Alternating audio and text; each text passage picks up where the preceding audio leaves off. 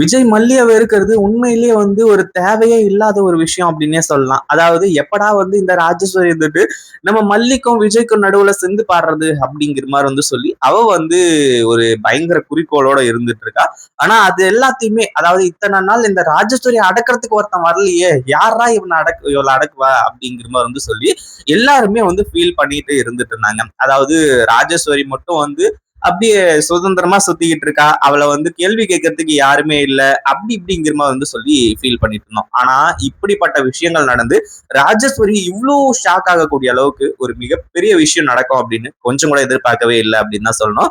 கண்டிப்பா ராஜேஸ்வரிக்கு இது எல்லாமே மிகப்பெரிய ஒரு அதிர்ச்சி. ராஜேஸ்வரி இதை கொஞ்சம் கூட எதிர்பார்க்கவே இல்லை. அதுவும் இல்லாம இப்போ இது சர்ப்ரைஸ் வேற சொல்றாங்க. அதாவது இது சர்ப்ரைஸா இல்ல ஷாக்கா அப்படின்னு சொல்லிட்டு சொல்லி இந்த ராஜேஸ்வரிக்கு மட்டும்தான் தெரியும். ஏன்னா ராஜேஸ்வரி இத்தனை நாள் யாருமே கேள்வி கேட்காத ஒரு இடத்துல இருந்தாங்க, யாரையும் கேள்வி கேட்காத இடத்துல வச்சிருந்தாங்க அப்படிங்கிறது தான் மிகப்பெரிய உண்மை. அதாவது இங்க உட்கார்ந்துகிட்டு விஜயையும் மல்லியையும் எப்படி பிரிக்கிறது, விஜயோட சொத்தை எப்படி அடையிறது, இத பத்தி தான் இந்த ராஜேஸ்வரியோட முழுக்க முழுக்க நோக்கமா இருந்துட்டு இருந்துச்சு. மல்லிக்கு எவ்வளவோ பிரச்சனை இருக்கு. ஒரு பக்கம் ராஜேஸ்வரி கிட்ட இருந்து விஜயையும் மல்லியையும் காப்பாத்தணும், அதாவது பிரிக்கணும்னு நினைக்கிறா இல்லையா, அவங்க கிட்ட இருந்து பிரியக்கூடாது. அடுத்துதான் மயிலோட விஷயம், இன்னும் நிறைய விஷயங்கள்ல மல்லி இருந்துட்டு இப்போ ரொம்ப சீரியஸா இறங்கியிருக்காங்க. அதாவது அவங்க இப்போ மிகப்பெரிய ஒரு இக்கட்டான ஒரு சூழ்நிலையில இருந்துட்டு இருக்காங்க அப்படின்னே சொல்லலாம். கண்டிப்பா இந்த ஒரு விஷயத்த யாராலையுமே கொஞ்சம் கூட யோசிச்சு கூட பார்க்க முடியாது அப்படின்னு தான் சொல்லணும். சரி, இப்படி எல்லாம் போயிட்டு இருக்க சமயத்துல அடுத்தபடியா என்ன ஆகுது அப்படின்னு பாத்தீங்கன்னா, ஒரு பக்கம் நம்ம மல்லி இருக்காங்க இல்லையா, மல்லிக்கு இந்த தினேஷோட உண்மையான சுயரமும் தெரிய வந்துடுது. அதாவது மயிலுக்கு போன் பண்ணி மிரட்டுறது இது எல்லாமே.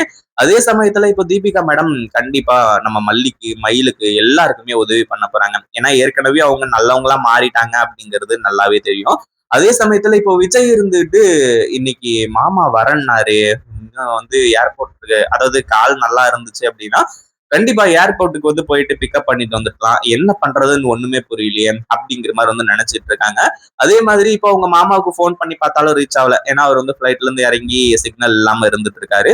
அதே மாதிரி இப்போ இந்த ராஜேஸ்வரி வேற பெரிய உருட்டா உருட்டிட்டு இருக்காங்க டைனிங் டேபிள்ல உட்காந்துக்கிட்டு. அதாவது மல்லி செஞ்ச இட்லி, மல்லி செஞ்ச சட்னி, இது எல்லாத்தையுமே விஜய்க்கும் வெண்பாவுக்கும் பரிமாறிட்டு அடுத்ததா நான் தான் இதை பண்ணேன் அப்படிங்கிற மாதிரி சொல்லி பயங்கரமான புழுகு விட்டுட்டு இருக்காங்க. அதே மாதிரி இப்போ வெண்பா இருந்துட்டு இட்லியையும் சட்னியையும் பார்த்த உடனே தெரிஞ்சுக்கிட்டாங்க, ஐ மல்லியம்மா சமையல் அப்படிங்கிற மாதிரி சொல்லி சந்தோஷமாக ஆரம்பிச்சாங்க. ஒரு பக்கம் விஜய் இருந்துட்டு ராஜேஸ்வரி, அதாவது நீ தான் இந்த சாப்பாட்டை செஞ்சேன்னு சொன்ன, என்ன இது அப்படிங்கிற மாதிரி கேட்கும்போது, விஜய் நான் தான் இது எல்லாத்தையுமே செஞ்சேன், உங்க 2 பேருக்காகவும் நான் பார்த்து பார்த்து செஞ்சிருக்கேன், என்னோட திறமை எல்லாமே இப்பதான் வெளியே வருது அப்படிங்கிற மாதிரி சொல்லி அதே சமயத்துல இப்போ விஜய் இருந்துட்டு அந்த ஒரு டாபிக் விட்டுறாரு. ஆனா அதையும் தாண்டி இப்போ மல்லியோட சாப்பாட்டை சாப்பிட்டது உண்மையிலேயே மல்லிக்கு ரொம்ப ரொம்ப ஹாப்பியான ஒரு விஷயம் அப்படின்னே சொல்லலாம். அதுலயும் முக்கியமா வெண்பா இருந்துட்டு இப்படி ஒரு காரியத்தை பண்ணுவாங்க அப்படின்னு கொஞ்சம் கூட எதிர்பார்க்கவே இல்லை.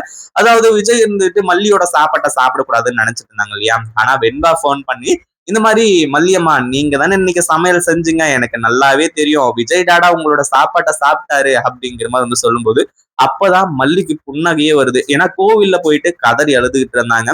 அதே மாதிரி விஜய் இப்படி பண்றாரு, என் சாப்பாட்டை கூட சாப்பிட மாட்டேங்கிறாரு அப்படிங்கிற மாதிரி சொல்லி ஆனா இப்போ தான் செஞ்ச இட்லி சட்னி இது எல்லாத்தையுமே சாப்பிட்டாரு அப்படின்னு உடனே உண்மையிலே இப்போ பயங்கரமான ஒரு சந்தோஷத்துலதான் இருந்துட்டு இருக்காங்க அப்படின்னு சொல்லலாம். சந்தோஷத்துல நம்ம மல்லிக்கு தலையும் புரியறது இல்ல, காலும் புரியறது இல்ல அப்படின்னு சொல்லலாம். அதே மாதிரி இப்ப என்ன ஆகுது அப்படின்னா, ஒரு பக்கம் ராஜேஸ்வரி உங்ககிட்ட பேசிக்கிட்டு இருக்கா, அப்பாடா எப்படியோ விஜய் நம்பிட்டான், இனிமே பிரச்சனை கிடையாது, நம்ம தான் செஞ்சோம்னு சொல்லிட்டு சொல்லி எப்படியோ ஏமாத்திடலாம். இந்த மல்லி ஒரு முட்டாளு, அவளுக்கு எதிராக அவளுக்கே சாப்பாடு செஞ்சு கொடுத்துட்டு போறா அப்படின்ற மாதிரி சொல்லி நினைச்சுக்கிட்டு அப்படியே வாசலை பார்த்தாதான் மிகப்பெரிய ஒரு ஷாக்கு. ஏன்னா இப்போ வந்திருக்கக்கூடியது யாரு அப்படின்னா இந்த ராஜேஸ்வரியோட புருஷனும் அவங்க பொண்ணு அனன்யாவும் வந்திருக்காங்க. இதை பார்த்த உடனே உண்மையிலேயே செம்ம ஷாக்கு.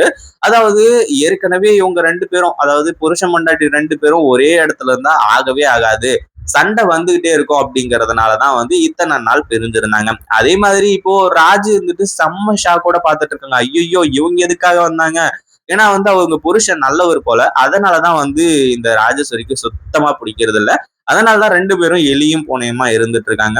அப்படியே இந்த ராஜேஸ்வரி ஆன ஷாக்ல அப்படியே வாய்க்குள்ள கொசுவெல்லாம் தூந்து போயிட்டு அந்த பக்கம் வெளியே காதுக்கு வெளியே வந்து வெளியே வர ஆரம்பிச்சிருது. அதுக்கப்புறம் தான் வந்து ராஜேஸ்வரியோட அதிர்ச்சிய பார்த்துட்டு ஒரு பக்கம் வந்து அனன்யா வந்துட்டு, "மம்மி என்ன பண்றீங்க?" அப்படிங்கிற மாரி வந்து சொல்லி குடுகுடுன்னு ஓடி வராங்க.